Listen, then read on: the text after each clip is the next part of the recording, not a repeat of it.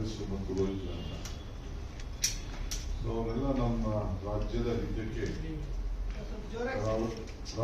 ಹಿತಕ್ಕೆ ಕರಾವಳಿ ಪ್ರದೇಶದ ಬದುಕಿಗೆ ಭಾವನೆ ಬಿಟ್ಟು ಬದುಕಿನಲ್ಲಿ ನೀವು ಕಾರ್ಯಕ್ರಮ ರೂಪಿಸಬೇಕು ಅನ್ನೋದು ನಮ್ಮೆಲ್ಲರ ಆಸೆ. ಆ ದೃಷ್ಟಿಯಲ್ಲಿ ಇವತ್ತು ನಾವು ಯಾಕೆ ಹೀಗೆ ಆಗ್ತಾ ಇದೆ, ಈ ರೀತಿ ಕಾನೂನು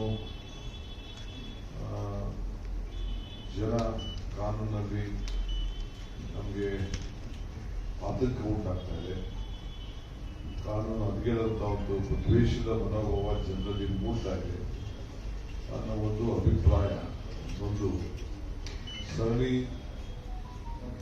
ಪರಿಗಳಾಗಿದ್ದನ್ನು ನಾವೆಲ್ಲ ಗಮನಿಸಿದ್ದೇವೆ. ಈ ಹಿನ್ನೆಲೆಯಲ್ಲಿ